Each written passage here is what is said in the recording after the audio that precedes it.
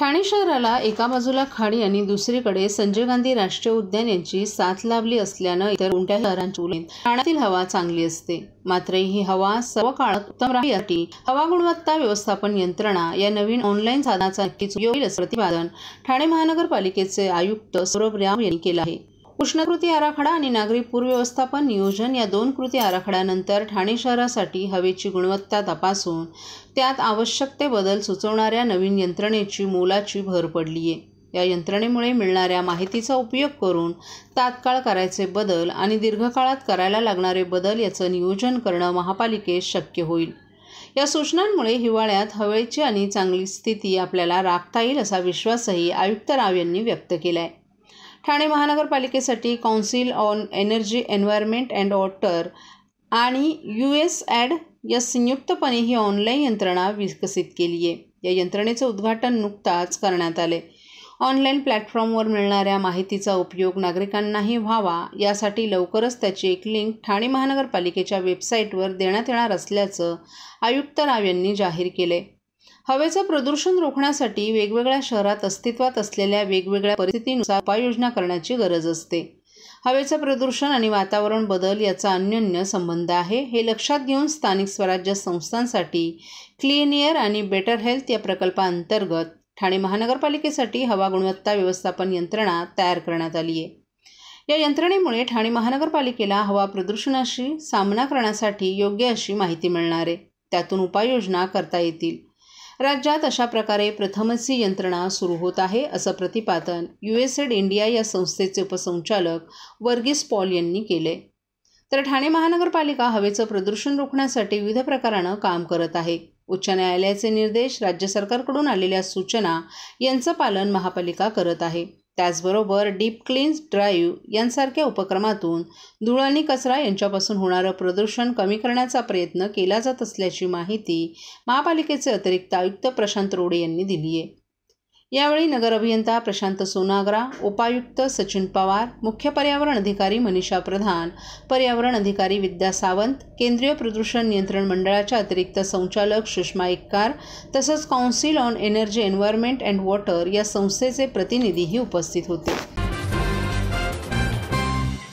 महाराष्ट्राचे मुख्यमंत्री एकनाथ शिंदे यांनी आज ठाण्यातील त्यांच्या निवासस्थानी 1.5 दिवसांच्या गणपती बाप्पाचं विसर्जन केलं। या धार्मिक आणि पारंपरिक विधीसाठी त्यांच्यासोबत त्यांच्या कुटुंबियांचीही उपस्थिती होती। खासदार डॉक्टर श्रीकांत शिंदे आणि त्यांच्या पत्नी वृषाली शिंदे यांनी देखील या सोहळ्यात सहभाग घेतला। हा विसर्जन सोहळा ठाण्यातील प्रसिद्ध मासुंदा तलाव येथे संपन्न झाला। गणेशोत्सव हा शिंदे कुटुंबियांसाठी खास धार्मिक आणि सांस्कृतिक महत्त्वाचा सण आहे आणि या सोहळ्याचा आनंद घेताना संपूर्ण कुटुंब अत्यंत भक्तिमय वातावरणात दिसून आले। विसर्जनाच्या वेळी सुरक्षा व्यवस्थेची विशेष काळजी घेण्यात आली होती। बाप्पाच्या विसर्जनासाठी शिंदे कुटुंबियांनं मासुंदा तलावाचं निवडलेलं ठिकाण ठाण्यातील गणेश भक्तांमध्ये लोकप्रिय आहे। स्थानिक नागरिकांनीही बाप्पाला निरोप देण्यासाठी या ठिकाणी मोठ्या प्रमाणात गर्दी केली होती। गणेश विसर्जनानंतर मुख्यमंत्री एकनाथ शिंदे यांनी उपस्थित गणेश भक्तांना गणपती बाप्पाच्या आशीर्वादांनी सर्वांना सुख, शांती आणि आरोग्य लाभावं अशी प्रार्थना केली। गणपती बाप्पा मोरया, पुढच्या वर्षी लवकर या अशी विनवणी करत 1.5 दिवसांच्या गणरायाला काल भावपूर्ण वातावरणात निरोप देण्यात आला। परंतु पुढील वर्षी खरोखरच बाप्पा लवकर येणार आहेत। 2025 मध्ये बाप्पा 11 दिवस लवकर येणार आहेत। पुढील वर्षी श्री गणेश चतुर्थी बुधवारी 27 ऑगस्ट रोजी येणार असल्याचं पंचांगकर्ते दाखरू सोमण यांनी सांगितलं। वाजत गाजत शनिवारी आपल्या लाडक्या बाप्पाचं आगमन झालं। संपूर्ण शहरातील वातावरण भक्तिमय झाले। यावर्षी गौरी गणपतींचं विसर्जन 6व्या दिवशी होत आहे। याविषयी अधिक माहिती देताना सोमण यांनी पुढील वर्षी गौरी गणपतींचं विसर्जन 7व्या दिवशी होणार असल्याचं सांगितलं। मंगळवारी 2 सप्टेंबर रोजी गौरी गणपतींचं विसर्जन होईल। तसंच अनंत चतुर्दशी 11व्या दिवशी शनिवारी 6 सप्टेंबर रोजी येणार आहे। गेल्या वर्षी 19 सप्टेंबर रोजी गणेश चतुर्थी होती, त्यामुळे यावर्षी बाप्पा 12 दिवस लवकर आल्याची माहिती दाखरू सोमण यांनी दिली।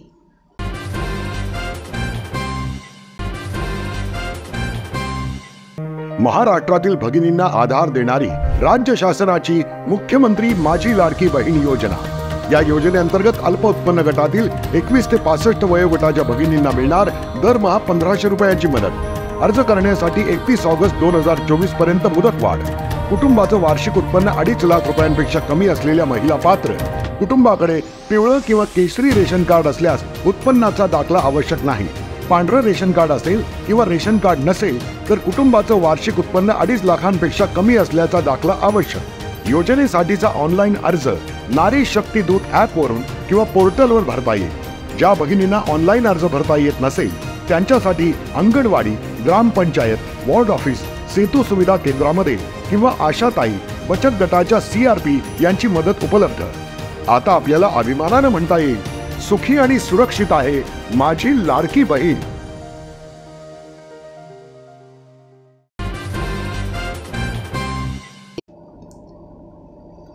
केंद्रीय गृहमंत्री अमित शहा यांनी आज मुख्यमंत्र्यांच्या वर्षा या निवासस्थानी भेट देत गणरायाचं दर्शन घेतलं।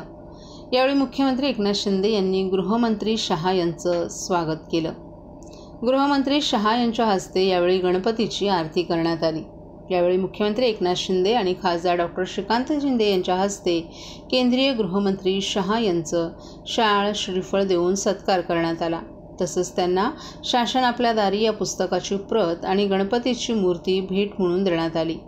मुख्यमंत्र्यांच्या सून वृषाली शिंदे यांनी गृहमंत्री शहा यांचं औक्षण करीत त्यांचं स्वागत केलं। यावेळी राज्याचे उपमुख्यमंत्री देवेंद्र फडणवीस, मंत्री दीपक केसरकर, मंगलप्रभात लोढा, माजी केंद्रीय राज्यमंत्री रावसाहेब दानवे, आमदार चंद्रशेखर बावनकुळे आदीही उपस्थित होते।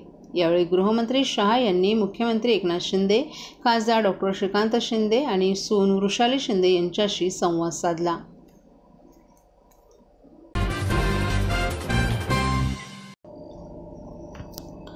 दीड दिवसांच्या गणरायाला भक्तिभावानं निरोप दिला जात असतानाच आशिया फाउंडेशनच्या वतीनं महिला सक्षमीकरण आणि स्त्री सुरक्षेबाबत जनजागृती करण्यात आली।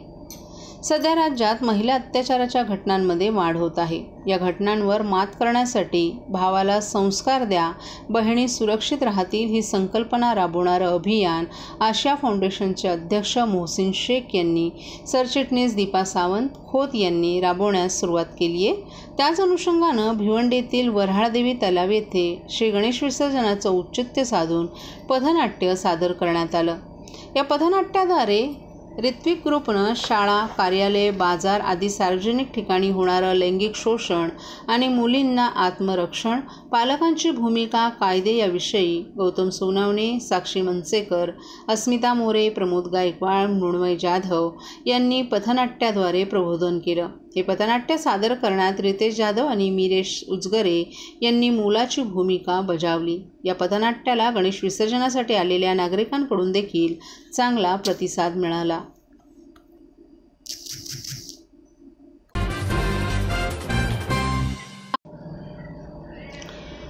कोपरी परिसरातील एका प्रतिष्ठित व्यापाऱ्याकडून 50,000 रुपयांची खंडणी मागणाऱ्या 2 आरोपींना कोपरी पोलिसांनी शिदाफीनं अटक केली आहे।